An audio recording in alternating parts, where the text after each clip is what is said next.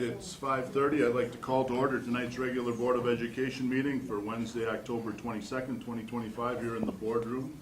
Could I have a roll call, please, Tammy? Jacqueline Gremler. Here. Mike Cornisher. Here. Ron Liberty. Here. Paul Crew. Here. John Smith. Here. Brett Waller. Here. Nubbs Ashbeck. Here. Amber DeRizzo. Here. Kevin Wood. Here. If you would please join me, face the flag for our Pledge of Allegiance. I pledge allegiance to the flag of the United States of America and to the republic for which it stands, one nation, under God, indivisible, with liberty and justice for all.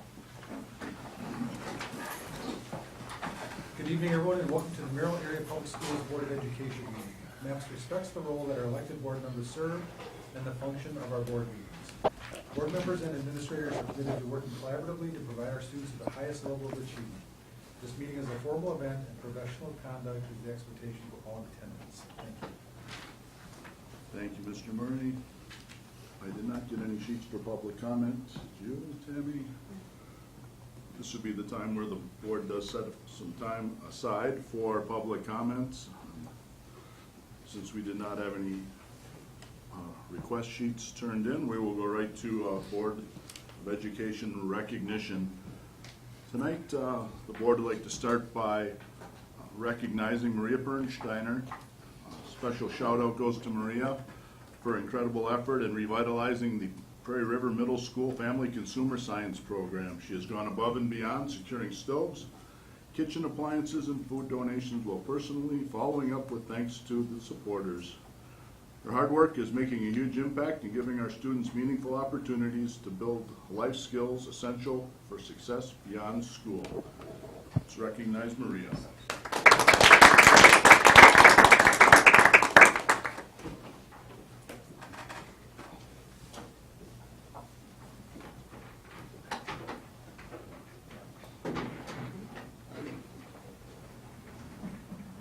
Congratulations. Family would like to take our photo. Mine. We could send that flying.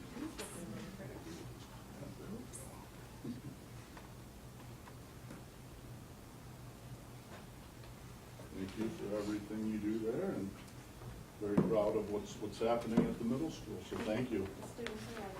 Yeah. Are there any examples or anything you'd like to share? So my goal is to teach the students career skills, and of course, through that they're learning life skills, but I also want to change their thoughts instead of thinking, yuck, I don't like that. So I made them, we did a demo, they did Not Your Grandma's Real Cheese, where they had to use a different cheese, not standard American, and they had to put vegetables on it. And so they made a fancy real cheese, and then to go with that, I whipped up a blender full of kale smoothies. And even the teachers were kind of looking at it, and they took a taste and were like, this is pretty tasty. So that was one example where kind of trick them, you get your vegetables in right. that. They think they're not going to like it, but they realize they do. So it's been going well. I've been surprising a lot of students with how good the recipes are tasting, from Mexican street corn to stir fry, just a lot of different things. And they're getting their vegetables. Excellent. Thank you very much. Thank you.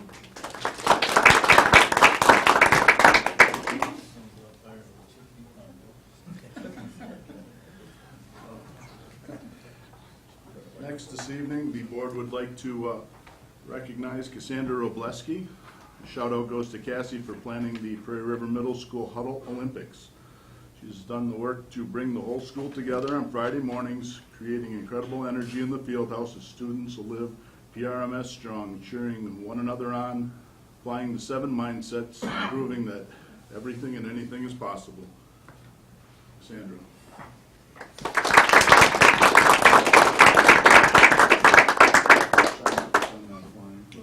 Not good. Such a precedent already.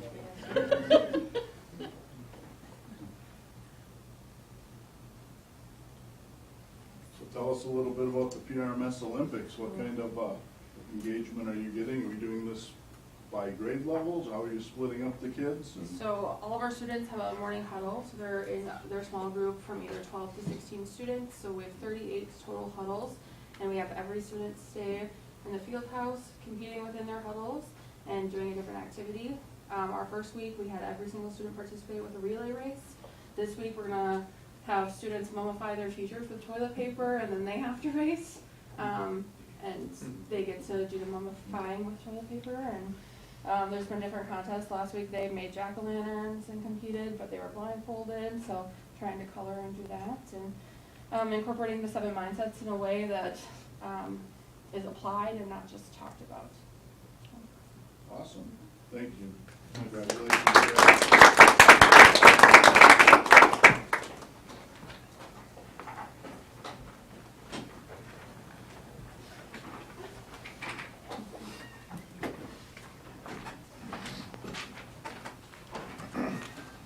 When we get resituated, I'm gonna take some time to introduce our Student Board of Education representatives, Parker Wagner and Eric Grunwald from the high school.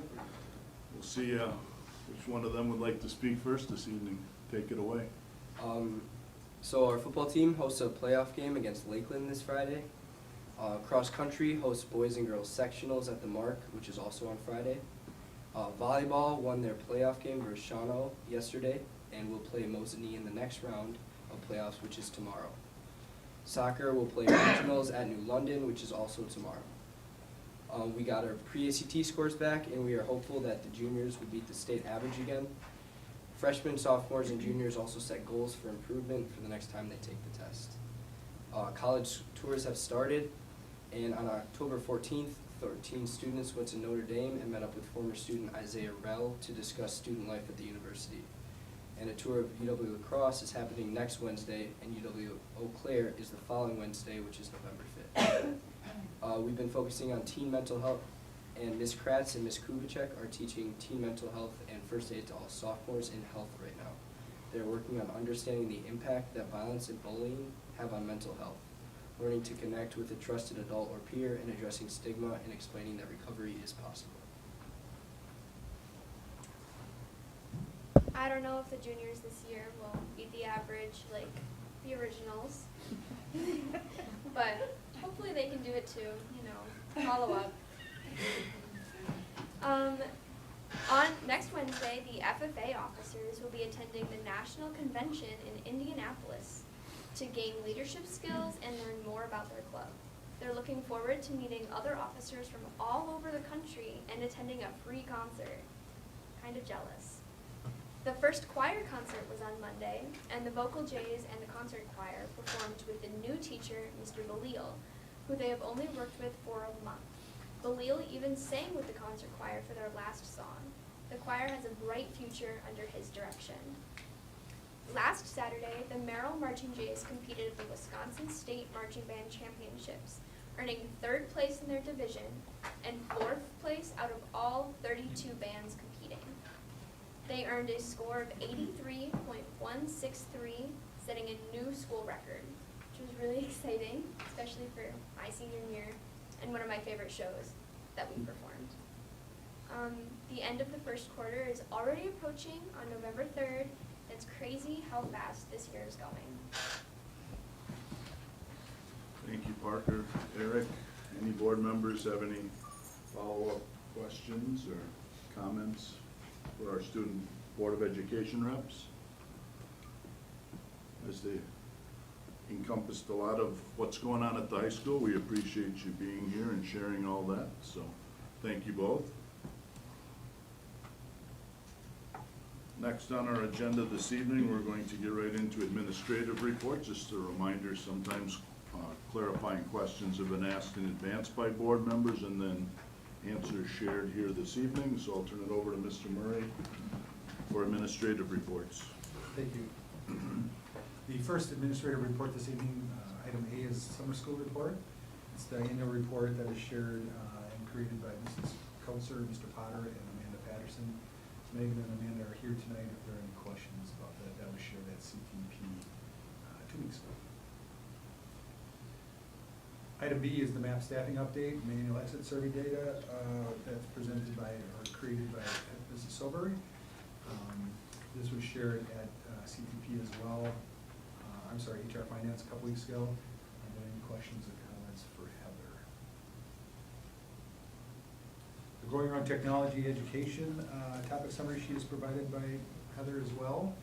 That was a concept that was shared with HR Finance and discussed there.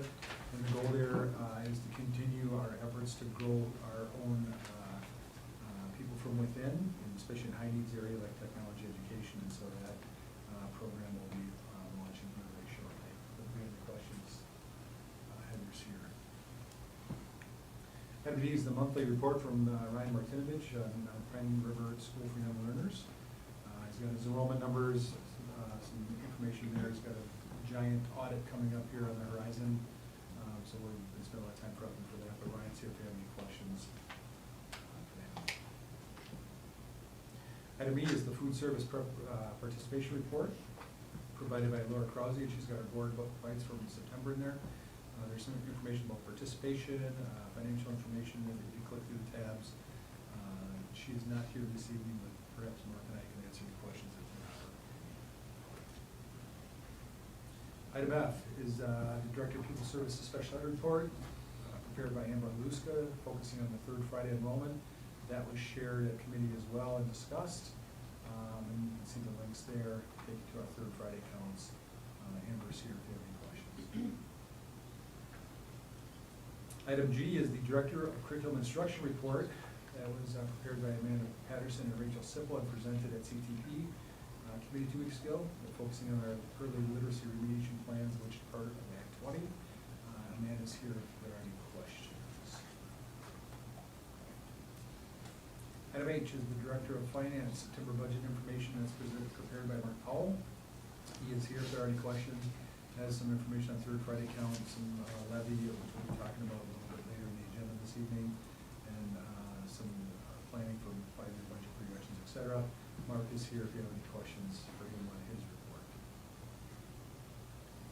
Item I is the Director of Buildings and Grounds Transportation update prepared by Nick Zolak. He is here this evening with any questions. Talks about district-wide projects, transportation updates, some information on PRMS. We did talk today, Nick and I, about, if you'll recall, we had some flooding issues at the middle school this summer created by some heavy rains. So we're going to start that project very soon. We got all the bids in and they're coming in nice, so we're going to do some work to try to get that work done before, certainly before like snow starts melting and spring off of that road. The drainage is what's the problem. If there are any questions for Nick, he is here. Item J was a topic summary sheet that I created with Sherry with HR Finance, talking about changes to our food service balance accounts. In short, in the past, if a family had a $5 or larger balance upon their son or daughter's graduation, they could request that. We're flipping that now, that we will just bring it to them automatically for any balance over $5. It's just a change in practice that was shared at HR Finance. And then item K, Superintendent's report. There's an update about Clovis and busing in there. Some information about an upcoming facility study at PRMS. Some information about a district communication plan that Angie Drew and I are working on as part of our annual plan that we shared with the board. And then we continue to look at the grade configuration about the future of 5th graders, whether it's PRMS or back to Washington Elementary. So if there's any questions on that, I'd be happy to answer those. And those are the administrative reports. All right, thank you, Shannon. Next on the agenda, we'll move to committee reports. We'll start with the policy committee. The attached draft minutes were from the September 22nd meeting. Paul Prue is chair, and other members of the policy committee are here for board member questions. Any board members have any questions for our policy committee? Any questions for policy committee? Otherwise, we will go down to the Finance Human Resources Committee. Attached were the draft minutes from the October 8th committee meeting. John Smith as chair, and other members of the Finance HR Committee are available for board member questions. Any board members have questions for our Finance Human Resources Committee? questions for Finance HR? As we will move on to CTP, our Curriculum Technology Pupil Services Committee's drafted minutes from the October 8th meeting were attached here in our board packet. Ron Liberty is chair, and other members of that CTP committee are available for board member questions. Any questions for our CTP committee members? Hearing none, we'll continue on the agenda. Under unfinished business, we do not have anything currently. We do, starting with Board of Education business, we will start with the adoption of the 2025-2026 Board and Tax Levy Certification. Information provided by Mark Powell. We'll take a moment to get technology going.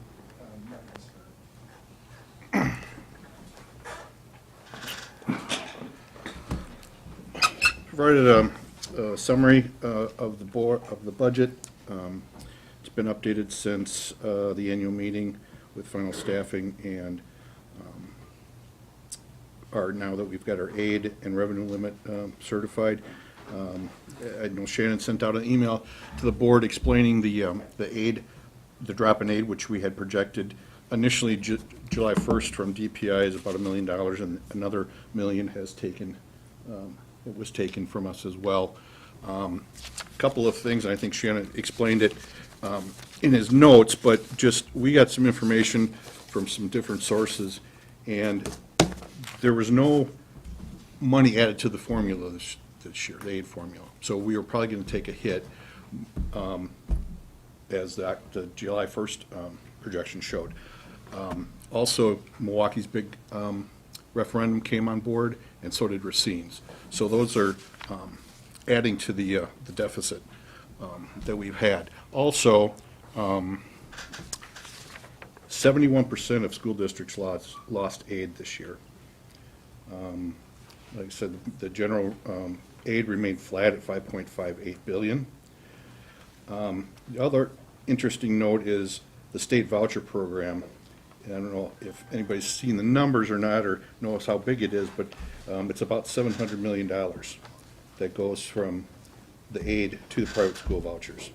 That includes $260 million in the Wisconsin Parental Choice Program and $44 million in the Racine Parental Choice Program, and $52 million in the Special Needs Scholarship. The Milwaukee program is estimated to cost $336 million this year. So you can see with all those factors and not having any money put into the formula, most people are going to lose out when the aid is calculated for this year. The assumptions that we've been using since July, June or July, have remained the same. I provided a summary of the budget to be adopted and published, and then also a history of the excuse me, tax levies since 2020-21. So, get that up here. As you can see, we're having a significant increase because of the loss of aid into the let me fix this. The levy is going up significantly because of the loss of aid. And I'm trying to get this up. We did have an 8%, I believe it is, if I can get all these things off my screen. 8% increase, 8.48% increase in the EAV, which helps lessen the impact, obviously, but still a $2.5 million increase is significant over the prior year. So, Shannon, were you going to share the tax rate stuff? Yeah, so I was asked to put together some information on the tax and mill rates. And so this chart, I'll start with the table. The table's the chart. Shows 2024 local mill rates, dollars per thousand. The line 10 is Merrill had our operations referendum passed. That would be our current mill rate, roughly. I have to say roughly because it could be plus or minus a couple cents, single-digit cents. And then Merrill 25, 26 is on there as well. So I was asked to share that for comparison's sake. Now, this is what it looks like in chart form. Let's make that a little bit smaller, sorry. And you can see how, oops, that's not what I meant to do. So you can see how we compare to our neighbors. as far as, now, we don't know the 25, 26 of our neighbors yet, because those discussions are likely happening in many cases tonight. Right. And so, but it does give you some information on where we are as a comparison. I talked to Tomahawk earlier this week, because their aid percentage dropped to 24%. Ours was 12%. Mhm. And so we kind of talked through, you know, the hows and the whys of their situation versus ours. Theirs is, to show how, I don't want to say convoluted, that's the wrong term, but how complicated this is. They're about to lose all their state aid because they're such a property-rich district. And so, it's going down, down, down, and eventually they'll be at zero, so all of their mill rate will be on the local property tax. Of course, the property valuations are still much greater. We also talked about tax holes, if you will, around PCA, the paper mill up there and some of those kind of things, and so that every town's got their own unique situations. But this is kind of where we're at. And the motivation for my email on Friday to the board, or Thursday or Friday last week, was first to let you know, and secondly, give you some time to think about it, and three, we're gonna really have to message this out to our community. Mhm. And so we're gonna start working on that process here very shortly once we're done with this evening. I would argue we might be in the same boat again next year. Yeah, because based on the biennium, they're not putting any more aid into or money into the aid formula. The only real difference next year would be that as a percentage that appears in your tax bill, it won't look so dramatic. Right. Because it'll be kind of a repeat. And then, and also, you know, the Milwaukee and Racine will be already in there, so it may be, depending on how they do the formula, it's a crapshoot. It may be fairly similar to this year. Yeah. Milwaukee and Racine are important as our big building capital referendums, because if you do a recurring referendum or a big capital referendum, that becomes an aidable expense, I guess. Yeah, shared cost. So it kind of makes your budget bigger, but it's also aidable. So it's like the pie is the same, as I shared in my email. The pie is the same, but Milwaukee got a much bigger slice of the pie, at Merrill's expensive and other places expenses. Would you say there's 111 winners and? Yeah, 71% went down, so whatever that is, out of 421. Yeah, 111 went, 111 went up, 301 went down. So, well, the message to our community when we get to that point is, I think it's really important, one is that we stress that our overall budget is about $1.5 million less. Right? And so it's not increased taxes because our budget's big. It's all about aid, which is a very tough concept to get across to the public. So we're going to have to be pretty sensitive to how we do that.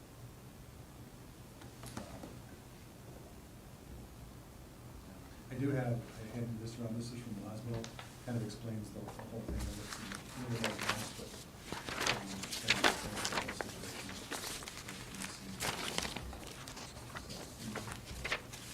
John? I just wanted to mention that bar, that 677, that demonstrates if the referendum had passed.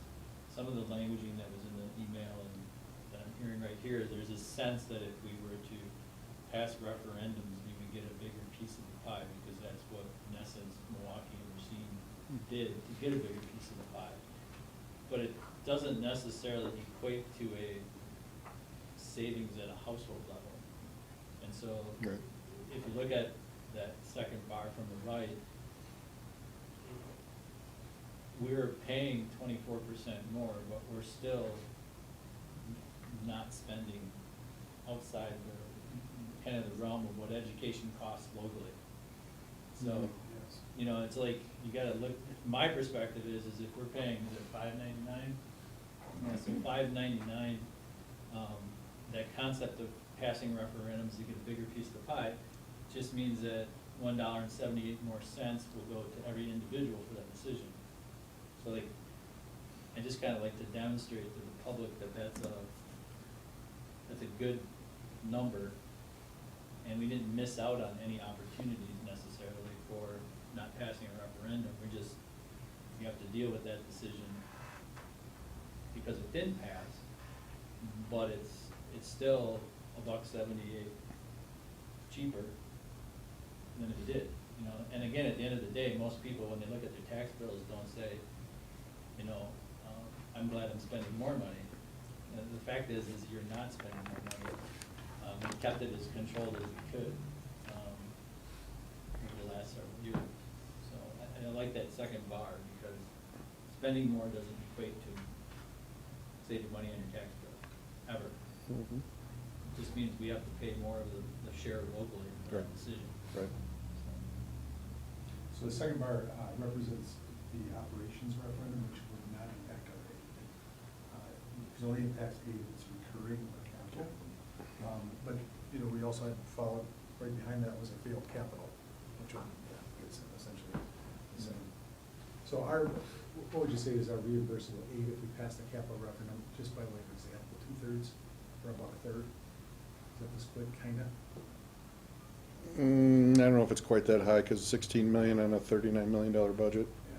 So to So, use okay. that example, if you spent $1 on a capital referendum, about whatever that percentage is. 40% maybe? Yeah, we get paid it back. So you're spending $1 to save 50 cents, maybe is, you know, in those examples. So you would spend $1 to get $1.50, or spend We would spend $1? $1 and we get 50 of it back. 50 cents of it back. Right, and then from a public's perspective, it's still spending 50 cents. Yeah. Right. Yep. It doesn't matter how you cut it. Mhm. Yep. Spending is spending, and so sometimes when that's attached to the logic, the person thinks they might be missing out, right? So like, other districts are passing big referendums and they're dipping into the state funds and they're getting more of the share. At least that's kind of the Mhm. vibe I get, right? Yep. But to the person who owns a house on Mill Street, it just means their taxes go up. Yeah. And Yeah. none of that matters, it just means they paid this amount of taxes today, and tomorrow they may pay more. And so I think to an average taxpayer, paying less or holding the line is, even though there's a big percentage involved, it should be noted that the real dollars weren't spent, where other districts may have spent it. Right. So, Yeah. Yeah, we'll be spending less in this budget than last year. yeah, 1.5 million less, plus a $5.99 mill rate, it still demonstrates fiscal conservativeness for the individual taxpayer's household, basically output of money. And that's the bottom line, is people just care what they write on their checks. That's all I care about, not the percents or Mhm. And I would, you know, we talked about this a little bit in our circle that, excuse me, next year we'll have a 325 increase in the revenue limit, that's already built in the budget. No new aid, so it'd be kind of a repeat scenario, I'm Mhm. expecting. Beyond that, I'm guessing the 325 is not gonna last forever, you know, a new governor's probably. If a new governor gets in there, and especially if they're Republican. You know, and then, the play that worries me is that goes away, and then, they invest in education, big dollars in the form of aid. That doesn't help us, and that's unspendable. It's property tax relief, and that's good for local taxpayers, but, as a district, I'm worried about that storm on the horizon, Mhm. a couple years out. Other questions or discussion on this topic or presentation? I do have one question or discussion point, like, so about the horizon. There's levels, there must be, and I guess we're kind of looking into that right now with Prairie River Middle School. Basically, this compels us to remove any more inefficiencies in a system that's already pretty efficient. I mean, if that's, would you characterize that Yeah. same way? So, down the road, we will face a situation where a referendum may have to be considered to remove those inefficiencies, so that you can get within where you can live, you know, like, you gotta live within your means, right? So, and that might mean physical structures changing, and then people recoil at that because you're gonna spend a lot of money. But if we don't do that, we're just gonna have deficit spending. So it's one of those things where I think down the road, we're gonna be faced with the decision where we either take a big leap to make some massive efficiencies in the school system, locally. Or we can ignore it, because right now it's okay this year, and it might be okay next year. But then you will just anticipate huge deficit budgets in the third year and fourth year, and then it's too late to even make the plan to come up with a solution. So I mean, my feel is like, we have to continue to stay the course to look for what the Merrill district looks like in like the next 20, 30, 40 years. Like, if it's going to happen, like, if we're all gonna sit around and say, well, at some point it's gotta give, we gotta make this decision, we gotta make that decision. Well, it's better to make it sooner than later, because it only costs more later. And if it's gonna happen anyways, and we know it's gonna happen, and it's not negative 50 students per year, it's negative 62 students per year average. So, I mean, that's an extra big chunk of money that disappears. So we keep losing the students. We have to right fit the plant, so to speak, to match what the funding is. Otherwise, we're always gonna play behind the ball on this. That's just my interpretation. Yeah, and so we'll start that process in the morning. Essentially, we've been working on, we'll come to the board next month with some proposals as far as the facility study on the current middle school and the needs and the cost, and then we have a discussion moving forward about the future of that and make some more decisions. At the same time, we're gonna start the 5-year budget forecast. Yeah, would anticipate having a preliminary discussion in December at Finance. Yeah, okay. And I guess I'm always been very relaxed on whatever the community decides, referendum-wise, is what you play with them. That's their right of a referendum is to vote, that's what the word means. But I think it should be very upfront that whatever decision is made is going to be lasting. We can't, if we run to an end zone and we say, this is our plan to fix the budgetary problem, and it doesn't happen, okay, that's a fair decision, that's what referendum means. But the consequences are all gonna be the highly predictable things that won't change, especially if the formula for aid changes. And I think we should make sure everyone keeps, that message is communicated too. So it's no surprise in a year or two that we have this plan, and it needs a good decision or a bad, whatever, it just needs a decision, but we have to live with the consequences of it. Thanks. Other board members with questions or thoughts? No, just to add on to John, the county and the city are in the same problem. You know, so it's a three-phase problem in the community.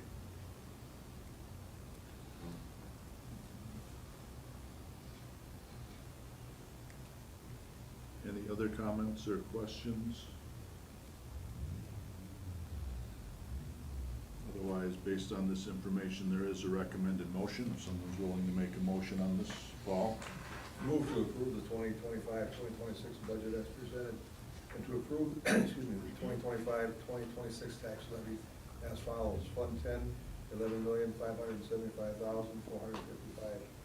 Fund 80, $496,291. Motion by Paul, do we have a second? A second by Mike. Any additional questions or discussion on this motion or topic? Any additional discussion, questions on this motion or topic? Hearing none, all those in favor of the motion signify by saying aye. Aye. Aye. Anyone opposed, say nay. Any abstentions? Motion carries. Next item on our agenda is the graphics department laser engraver purchase. Attached was a topic summary sheet co-authored by Tim Krieger and Nancy Borelli. There's a recommended motion from our Finance Human Resources Committee. Anyone willing to make a motion on this agenda item? Nubs? I move to approve the purchase of the laser for the graphics department from H2I Group, funded by revenue generated from the Blue Jay Design and Manufacturing Club. We have a motion by Nubs. Do we have a second? Second by Amber. Any discussion or questions on this agenda item or that corresponding motion? Any questions or discussion? Hearing none, all those in favor of that motion signify by saying aye. Aye. Aye. Anyone opposed, say nay. Any abstentions? Motion carries. Next item on our agenda is an auto lift donation from Brickner's Park City and installation by Waltz Petroleum. Attached was a topic summary sheet co-authored by Josh Zalewski and Shannon Murray. Recommended motion comes from our Finance Human Resources Committee. Any board member willing to make a motion on this agenda item? Mike? Motion to approve the donation of the automotive lift valued at $2,500 from Brickner's Park City with removal and installation of the new one from Waltz Petroleum valued at $2,000 for the MHS automotive program. We have a motion by Mike. Do we have a second? Second. Second by Paul. Any questions or discussion on this agenda item or a corresponding motion? Any questions or discussion? Hearing none, all those in favor of the motion signify by saying aye. Aye. Anyone opposed, say nay. Any abstentions? That motion carries. Next on our agenda is the Red Rover absence management. Topic summary sheet was provided by Heather Soberg. A recommended motion from our Finance Human Resources Committee. Any board member willing to make a motion on this agenda item? Paul? Move to approve the transitioning from frontline to Red Rover absence management for the 2026-2027 school year at the cost of $10,400 in year one and approximately $8,000 thereafter. We have a motion by Paul. Do we have a second? A second by Mike. Any discussion or questions in regards to this agenda item or the corresponding motion? Any questions or discussion? Hearing none, all those in favor of the motion signify by saying aye. Aye. Aye. Anyone opposed, say nay. Any abstentions? Motion carries. Next item on our agenda is the support staff compensation review by CISA 6. Topic summary sheet provided by Heather Soberg. Recommended motion from our Finance Human Resources Committee. Any board members willing to make a motion on this agenda item? Mike? Motion to approve conducting the support staff market analysis and full support staff compensation plan in the amount of $12,700 as presented. We have a motion by Mike. Do we have a second? Second. Second by Paul. Any discussion or questions in regards to this agenda item or corresponding motion? Any discussion or questions? Hearing none, all those in favor of the motion signify by saying aye. Aye. Aye. Anyone opposed, say nay. Any abstentions? Motion carries. Next item on our agenda is the Head Start Federal Fiscal Handbook and Purchasing Procedures for Federal Funds and some technical corrections. Attached to the topic summary sheet from Ryan Martinovich. There is a recommended motion from administration on this. Any board member willing to make a motion in regards to this agenda item? John? Motion to approve the technical corrections within the fiscal management handbook for the Mass Head Start and purchasing procedures for federal funds for Merrill area public schools as presented to reflect current policies and language. We have a motion by John. Do we have a second? Second by Amber. Any questions or discussion in regards to this agenda item or corresponding motion? Any discussion or questions? Hearing none, all those in favor of that motion signify by saying aye. Aye. Aye. Anyone opposed, say nay. Do we have any abstentions? Motion carries. Next item on our agenda is the approval of the Head Start Annual Report. That topic summary sheet was provided by Ryan Martinovich, and our Head Start Policy Council has a recommended motion. Any board members willing to make a motion? Nubs? I move to approve the Head Start annual report for 2024 to 2025. We have a motion by Nubs. Do we have a second? Second by Amber. Any questions or discussion in regards to this agenda item or corresponding motion? Any discussion or questions? Hearing none, all those in favor of that motion signify by saying aye. Aye. Aye.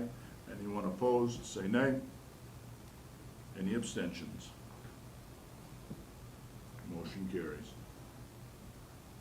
Next item on our agenda is the Head Start training for the Board of Education. Just a reminder that the Board of Education is the governing body for Head Start program. Each of the board members must receive training specific to our roles as governing body members, and the members need to be able to articulate how the training has helped them make decisions about the Head Start program.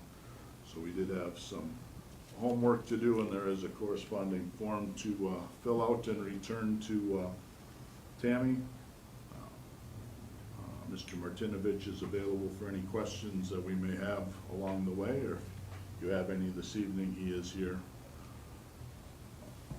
That is just a reminder that we need that in yet this month, correct, Tammy? As soon as possible. Okay, and if you have done that, I believe it's at our places, we could turn that in at the end of the meeting, if you have not already. All right. Next on our agenda is a Little Lakes Memories donation for our Special Olympics program here at Merrill Area Public Schools. Attached was the donation form and a cover memo. Due to the fact that the donation is over the $2,500 limit set in our policy 7230, the donation must come to the board for separate approval. There is a recommended motion. Anyone willing to make a motion this evening on this topic? Nubs? I move to approve the donation of funds from Little Lakes Memories valued at $3,200 for the Merrill Special Olympics new equipment and backpacks. We have a motion by Nubs. Do we have a second? A second by Mike. Any questions or discussion in regards to this agenda item or that motion? Any questions or discussion? Hearing none, all those in favor of that motion signify by saying aye. Aye. Aye. Anyone opposed, say nay. Any abstentions? Motion carries. Thank you to Little Lakes Memories for the donation for our Special Olympics program. Much appreciated. Next on our agenda is a policy first reading, policy 3120.04, employment of substitutes. What I understand, currently not a policy that we have, but the latest update from Neola with their revisions. The policy committee does recommend the approval. We would be looking for a corresponding motion. That's what the board wishes. Paul? Move to approval of new policy 3120.04, employment substitutes as the first reading. Motion by Paul. Do we have a second? Second by Mike. Any discussion or questions in regards to this agenda item or that motion? Any questions or discussion? Hearing none, all those in favor of that motion signify by saying aye. Aye. Aye. Anyone opposed, say nay. Do you have any abstentions? Motion carries. Before I ask for someone to read the motion for consent agenda, I will ask if anyone would like any of the items pulled to be handled separately from consent agenda.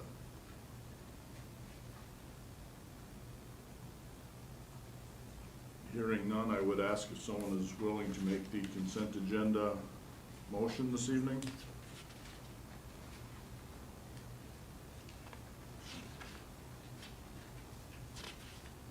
John? Motion to approve consent agenda, items A through E, which includes the minutes of September 24th, 2025 meeting.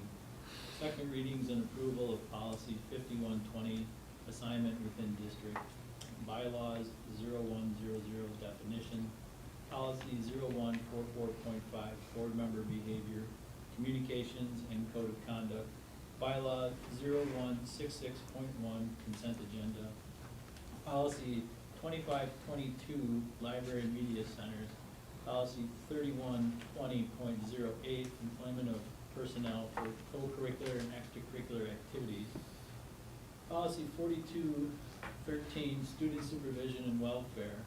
Policy 5112, entrance age. Policy 5310.01, emergency nursing services and plan. Policy 5505, academic honesty. Policy 5530, student use or possession of intoxicants, drugs, or paraphernalia. Policy 7440.03, small unmanned aircraft systems, drones. Policy 7450, property inventory. Policy 7530.02, staff and school officials' use of personal communication devices. Policy 8420, school safety. Policy 8500, food services. Policy 8510, wellness. Policy 8531, free and reduced price meals. And policy 9151, use of cameras and other recording devices in locker rooms. Claims, vouchers, and receipts totaling $3,342,452.11. Donations totaling $11,945, and the attached personnel report contingent upon the release of contract for hirings and upon the satisfaction of the appropriate liquidated damages for resignations if relevant. We have a motion by John. Do we have a second? Second by Mike. All those in favor of that motion signify by saying aye. Aye. Anyone opposed, say nay. Any abstentions? Brett willing to abstain from September 24th minutes? Yeah. Thank you. Appreciate it. Right. Motion carries with the noted abstention. Items for future meetings. This is the time in our meeting where board members can mention anything they'd like brought up to committee or for the board to keep track of going forward. I know we've talked on a number of things. Two of them as examples were the middle school long-term placement and some of the additional grow your own concepts as we've mentioned, technology, STEM, music teachers, etc. Any board members have any additional items they would like to put on this list and suggest that we do some additional review on going forward? Amber? I just want to make sure we're following up on the AD 260 potential contract, That'll be spring. That'll come forward. as long as it's Yeah. before Yeah. contract, so we don't.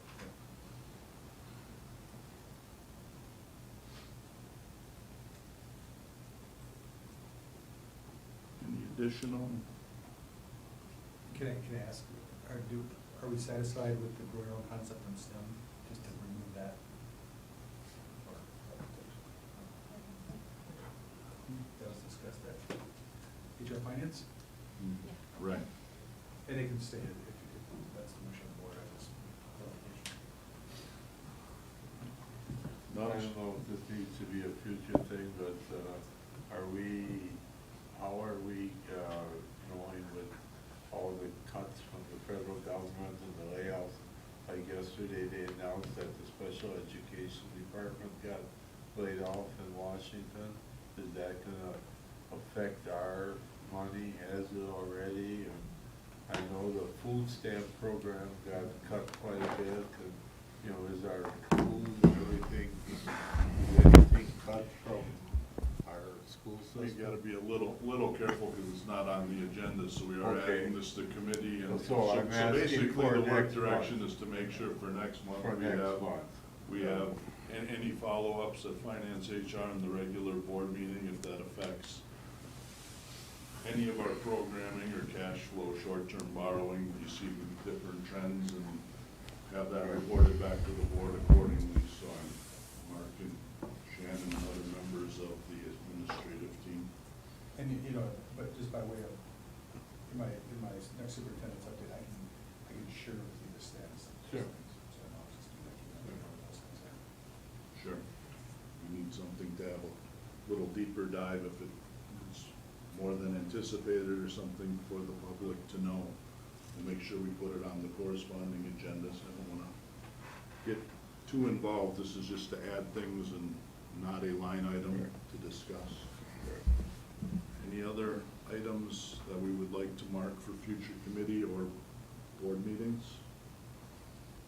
We don't have any others to be mentioned right now. By all means, talk to the committee chairs or Shannon and myself to put it on a board meeting or a committee level meeting. We'll make sure that we're reviewing those items as well. Just a friendly reminder, every Thursday we do have the radio program on approximately 8:15 a.m. on Blue Jay 730 radio. Tomorrow morning, Shannon and I will talk about tonight's board meeting and any things going on in the district, including future meetings. Speaking of which, future meetings, we have BVA. Governance Board meets Thursday, October 23rd, 12:45 p.m. They meet virtually. School Forest Advisory meeting is Monday, October 27th, 4 p.m. out at the School Forest. Head Start Policy Council meets Tuesday, November 11th, 5:30 p.m. out at Pine River School for Young Learners. Facility Committee meeting is Wednesday, November 12th, 3:30 p.m. in the boardroom, followed by Curriculum Technology Pupil Services Committee that same day, Wednesday, November 12th, 4:30 p.m. in the boardroom. Finance Human Resources Committee meets on that day, Wednesday, November 12th, no sooner than 5 p.m. here in the boardroom. Our next regularly scheduled Board of Education meeting will be held Wednesday, November 19th, 2025, here at 5:30 p.m. in our boardroom. All right, next, we have a contemplated motion to adjourn into executive closed session pursuant to Wisconsin statutes under section 19.85, paren 1, paren C, considering employment, promotion, compensation, or performance evaluation data of a public employee over which the governmental body has jurisdiction or exercises responsibility, paren F, considering financial, medical, social, or personal histories or disciplinary data of specific persons, preliminary considerations of specific personnel problems, or the investigation of charges against specific persons except where paren B applies, which if discussed in public, be likely to have a substantial adverse effect on the reputation of any person referred to in such histories or data are involved in such problems or investigations, and 118.125 for the purpose of considering student early college credit and start now applications that may involve discussions of confidential student records and to discuss other matters involving student records and personal histories that if discussed in public likely have a substantial adverse effect on the reputations of the persons discussed. The purpose of the closed session is for consideration of and possible action regarding applications for participation in early college credit and Start College Now programs, and to discuss the superintendent's regularly scheduled formative evaluation. Do we have that motion this evening? We have that motion by Paul. Do we have a second? Second by John. Do we have a roll call on that, please, Tammy? Jacqueline Grumler. Aye. Mike Cornisher. Aye. Ron Liberty. Paul Crew. Aye. John Smith. Aye. Brett Waller. Aye. Nubs Ashbeck. Amber DeRusso. Kevin Moore. Aye. Thank you all for your attendance. I do believe we'll be coming back potentially in open session, but we'll secure the room and start in closed session momentarily. Thank you all for your attendance tonight.